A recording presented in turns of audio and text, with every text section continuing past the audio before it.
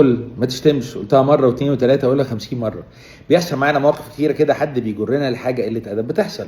قله الادب اسوأ حاجه في الوجود يا جماعه، والحياء شعب من شعب الايمان، وقلنا مليون مره، واخلاقك وكرامتك وكل حاجه، وبتربي ولادك ازاي. فانا عملت بوست من يومين، فيديو كنت راجع متغاظ ومحروق دمي من الطياره وسلوكيات الناس وغيره. كان راح داخل واحد كده عربي مش مصري، وبدون اي سبب معلق شاتم في المصريين وبيلعن وبيغلط وكل حاجه، ويا رب يحصل لنا ويحصل لنا.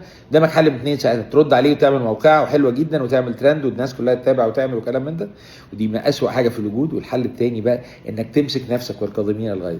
اسهل حاجه تعمل سمعه سيئه جدا وتعمل فلوس عاليه جدا، الناس تتابعك على حاجات غلط. بس عايز اقول لكم، اغراء الشهره واغراء الضوء ده اسوأ حاجه في الوجود. وقعت فريسه ليه كتير.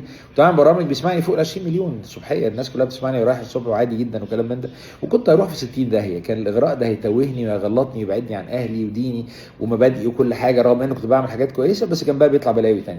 هنمسك نفسنا. الكوميدي في الموضوع، الراجل اللي قايل كده لما دخلت، بس قبل ما اعمل له بلوك، ده الحل المثالي طبعا تعمل بلوك على طول في حاله زي كده، ان دخلت على الصفحه بتاعته كاتب كلها ايات قرانيه ومش عارف ايه على انستجرام. يا خبر ابيض على الشعارات. الازدواجيه قاتله يا جماعه، وده جزء تاني من البراند بتاعك. انت لا عايز تعمل سمعه ولا تعمل فلوس ولا اي حاجه على سمعه سيئه، على انك قليل ادب، او تفتح حوار الناس تقعد تخبط في بعض وتقل ادبها وكلام من ده، تتنابز بالالفاظ والشتايم وكده، يقول لك ده الصفحه دي مولعه الدنيا. مش عايز تعمل حاجه زي كده، وفي نفس الوقت مش عايز برضه